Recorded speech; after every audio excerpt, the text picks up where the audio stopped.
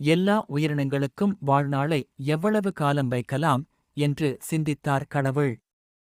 எல்லாவற்றிற்கும் சமமாக 30 ஆண்டுகள் என்று முடிவு செய்தார் அவர். தன் இருப்பிடத்திற்கு எல்லா உயிரினங்களும் வரச் செய்தார். அவற்றை பார்த்து, உங்கள் ஒவ்வொருவருக்கும் 30 ஆண்டு ஆயுள் தருகிறேன். இந்த வாழ்நாள் போதும் என்பவர்கள் இங்கிருந்து சென்றுவிடலாம். குறை உடையவர்கள் இங்கேயே இருங்கள். தீர விசாரித்து அவர்கள் குறையை தீர்த்து வைக்கிறேன் என்றார் அவர். கழுதை, குரங்கு, நாய், மனிதன் ஆகிய 4 மட்டுமே அங்கே இருந்தனர். மற்ற எல்லோரும் அங்கிருந்து மகிழ்ச்சியுடன் புறப்பட்டனர். முதலாவதாக நின்றிருந்த கழுதையை அழைத்தார் கடவுள். உன் குறை என்ன? என்று கேட்டார். கடவுளே, என் நிலையை பாருங்கள். நான் நாள்தோறும் ஏராளமான சுமைகளை சுமந்து துன்பப்படுகிறேன். ஓய்வோ தூக்கமோ எனக்கு கிடைப்பது இல்லை. எப்பொழுதும் பசியால் துன்பப்படுகிறேன். முதுகில் சுமையுடன் வரும் நான் தெருவோரம் முளைத்து உள்ள புற்களில் வாயை வைத்துவிடுவேன். என்னை அடித்துத் துன்புறுத்துவார் என் முதலாளி. மகிழ்ச்சி கொடுமைகளை இல்லை. என் வாழ்க்கையே நரகம். இந்தக் கொடுமைகளை எல்லாம் என்னால் எப்படி 30 ஆண்டுகள் தாங்கிக் கொள்ள முடியும்? என் மீது கருணை கொண்டு என் ஆயுளைக் குறைத்து விடுங்கள் என்று கெஞ்சியது. சரி, 12 ஆண்டுகள் குறைத்து விடுகிறேன். இனி உன் வாழ்நாள் 18 ஆண்டுகள்தான் என்றார் கடவுள். இதைக் கேட்ட கழுதை மகிழ்ச்சியுடன் அங்கிருந்து புறப்பட்டது. அடுத்ததாக இருந்த நாயை அழைத்தார். கடவுள், உன் குறை என்ன? என்று கேட்டார். கடவுளே, நான் வலிமையுடன் நன்றாக மோப்பம் பிடிக்கும் திறமையுடனும் இருக்க வேண்டும். என் காதுகள் துல்லியமான சிறு ஓசையைக் கூட கேட்க வேண்டும். அப்பொழுதுதான் எனக்கு மதிப்பு. நான் முதுமையடைந்து தளர்ந்துவிட்டால் எல்லோருமே என்னை வெறுக்கின்றனர். எனக்கு உணவும் கிடைப்பதில்லை என்றது நாய். உனக்கு நான் தந்திருக்கும் வாழ்நாள் மிக அதிகம் என்று கருதுகிறாய். குறைத்து விடுகிறேன். இனி உன் வாழ்நாள் 12 ஆண்டுகள்தான் என்றார் கடவுள். மகிழ்ச்சி அடைந்த நாயும் கடவுளை வணங்கிவிட்டு புறப்பட்டது.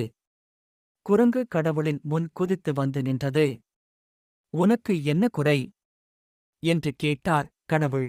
பல்லைக் காட்டிய குரங்கு, கடவுளே, 30 ஆண்டுகள் என்பது நீண்ட காலம் ஆயிற்றே. அவ்வளவு காலமா நாங்கள் கொடுமையை அனுபவிக்க வேண்டும்? உணவுக்காக நாங்கள் மனிதர்களிடம் பல்லைக் காட்டுகிறோம். நாட்டியம் ஆடுகிறோம். என்னென்னவோ செய்கிறோம். இருந்தாலும் எங்களுக்கு கிடைப்பவை அழுகிப் போன பழங்கள்தான். முதுமை அடைந்துவிட்டால் எங்களால் கிளைக்கு கிளை தாவ முடியாது. அப்பொழுது எங்கள் நிலை மிகப் பரிதாபமாக ஆகிவிடும். எங்களால் எந்தச் செயலும் செய்ய முடியாது. ஆகவே எங்கள் ஆயுளைக் குறையுங்கள் என்று வேண்டியது. இனி உங்களுக்கு 10 ஆண்டுகள்தான் வாழ்நாள் என்றார் கடவுள். குரங்கும் மகிழ்ச்சியுடன் அங்கிருந்து புறப்பட்டது. கடைசியாக இருந்த மனிதனை அழைத்தார் கடவுள். உன் குறை என்ன? உனக்கு எவ்வளவு ஆயுளைக் குறைக்க வேண்டும்? என்று கேட்டார். கடவுளே, 30 ஆண்டுகள் என்பது எங்களுக்கு மிகக் குறைந்த ஆயுள் ஆகும். அப்பொழுதுதான் நாங்கள் ஏதேனும் ஒரு கலையை முழுமையாகக் கற்றிருப்போம். நாங்கள் குடியிருப்பதற்காக ஒரு வீட்டைக் கட்டி முடித்திருப்போம். எல்லாக் கடமைகளையும் முடித்துவிட்டு மகிழ்ச்சியாக நாங்கள் இருக்கத் தொடங்கும் காலம் அது. நாங்கள் இதுவரை உழைத்த உழைப்பிற்குப் பயன் நுகரும் பருவம் அது. இந்தச் சூழலில் எங்கள் உயிரைப் பறிப்பது கொடுமை ஆகும். 30 ஆண்டு வாழ்நாள் என்பது எங்களுக்குப் போதவே போதாது.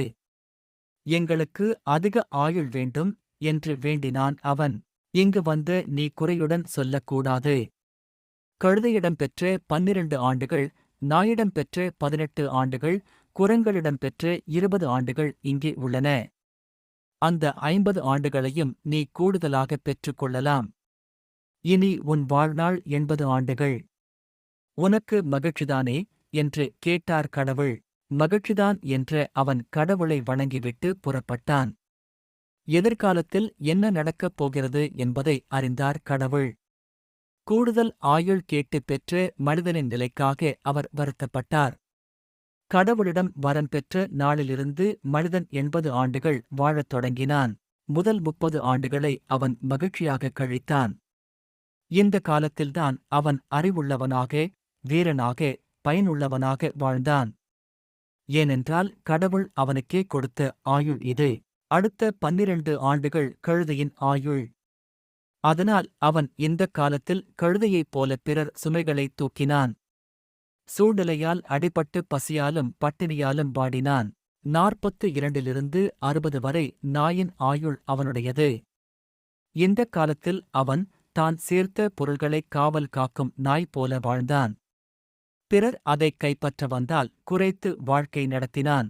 60 அவன் வாழ்க்கை குரங்கு வாழ்க்கைதான். தன் பேரக் குழந்தைகளிடம் குரங்கைப் போல பல்லைக் காட்ட வேண்டியதாயிற்று. கிளைக்கு கிளை தாவும் குரங்கு போல அவன் மகன் வீடு, மகள் வீடு என்று மாறி மாறிச் செல்ல வேண்டியதாயிற்று. அவனும் பல்லெல்லாம் விழுந்து கன்னம் ஒட்டிக் குரங்கைப் போல காட்சி அளித்துப் பிறகு இறந்தான்.